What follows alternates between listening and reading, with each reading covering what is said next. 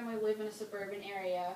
If so, did you notice yourself, members of your family, or others around you conform into society? I grew up in a rural, small town area where the African American presence was minimal.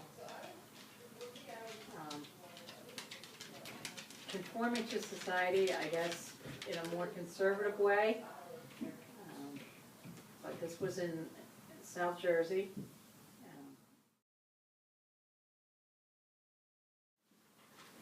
How did you and your family feel about segregation and discrimination and the civil rights movement? This would be in the early 60s. And I think that because the population of the area where I grew up, where it was rural and small town, there was not a large African American presence. And I think that it wasn't in the forefront of the area that I grew up.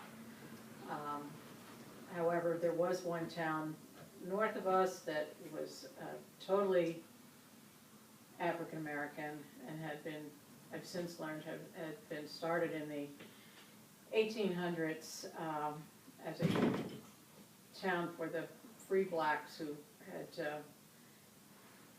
formerly been in slavery. So this would have been after the Civil War, maybe 20 years after the Civil War, when this town was established. It's still there today. It's a very poor town with very many disadvantaged people that live there. Did you have any friends or family members who felt they were discriminated against in society? I do remember one of my close friends who happened to be Jewish has in later times told me that she felt she was discriminated against. Again, there was not a large Jewish population in that area, and I never knew that at the time, but I have since learned that from her. Was the school you attended segregated? If not, what was the atmosphere like? And did you notice racial tensions at school? The school was not segregated. There were not choices of schools. There was one school, so everyone went to the one school. As far as sports went, the teams were not segregated. There were African American boys on the teams. There were not girls' competitive sports at that time. But one classmate of mine, who was an African American girl, was elected to the cheerleading squad, and she there were some backlash from some people who felt that that was not what they wanted, and they were discriminating against her. A group of us who felt that their position was wrong stood up with her and defended her, and she remained on the cheerleading squad.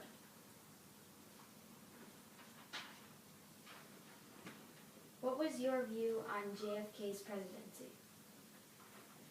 Well, of course his presidency was short. I remember distinctly the day that he was assassinated, and I think anybody who lived through that remembers where they were when it happened.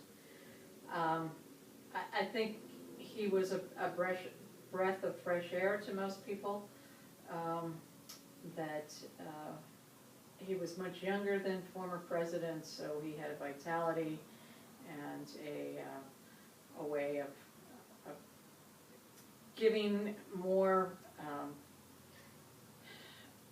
broader views of life and how life should be lived, and just more open to various ethnic groups and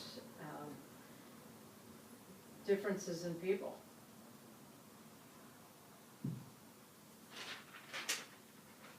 How did the assassinations of JFK, MLK, Malcolm X, and Bobby Kennedy affect the U.S.?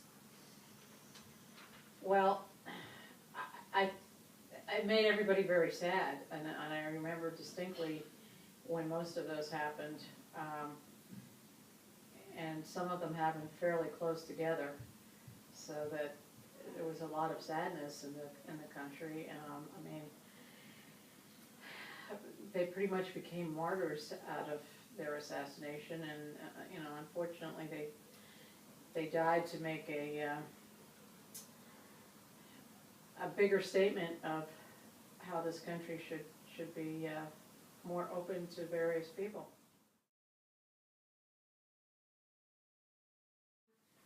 During the civil rights movement, did you ever hear about the civil rights marches and protests through the media, such as newspapers or through word of mouth? And how did you react? Well, of course I heard about them. I've certainly read more and heard more since the time. One of my particular passions is reading and studying history. I'm having trouble recalling exactly what my emotions would have been at the time, because I think I was either in high school, where obviously you're a little more self-centered on your own issues, or I remember when Bobby Kennedy died. I was busy raising a young child, and living in the Midwest. Again, because the TV was not so much in everybody's focus as it is today, and we didn't have computers at all. We didn't have phones like today with all the news and everything on them. It was more of a written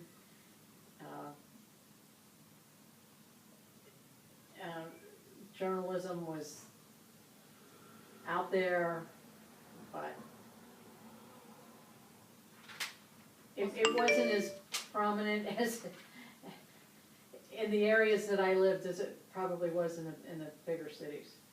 Okay. Looking back on it today, did you think that these movements would have this big of an impact on the country, and would you have ever expected to have an African American president today?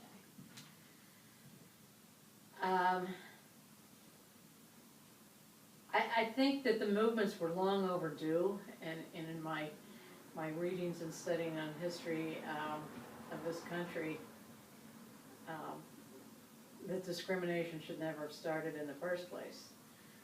Well, of course you can say that, but that doesn't change what really happens. But personally, I never felt that anybody should be unequal. And so I guess I would be surprised when I came across people who didn't feel the same way. I realized that there's certain areas of this country that had a very difficult time in adjusting to equality for everyone. As far as having an African American president, that certainly was overdue, but then I think we're overdue for a woman as well. So there's been a lot of discrimination against females, and I was actively involved in a feminist organization for a while, but that was in the 80s, 90s. How do you think rock and roll changed society? Well, rock and roll was a totally different kind of music from what came before it, and it was not sedate. The music before was soft and pretty, and this was loud, noisy, and teenagers loved it, and people still love it today. So it changed a lot of music. I think the music of today has evolved from that in a great part, and yet rock and roll is still here. Along with rock and roll, people drove cars more. Before the late 50s, early 60s, people were not cruising in cars. If you watch some of the old movies or the movies made about those times, you can see the cruising aspect of weekend nights and teenagers and college-age students. And the music was a big part of it, the loud radios in the cars. We had record players. We didn't have electronic music. We had vinyl. And then the stage performances, they were, you know, when Elvis Presley was on the TV show, that Ed Sullivan show, and wiggled his hips, the cameras cut away. That's famous. So that was historic. And all that was changing the media, changing attitudes, changing the young people of the country. Okay, thank you. Thank you.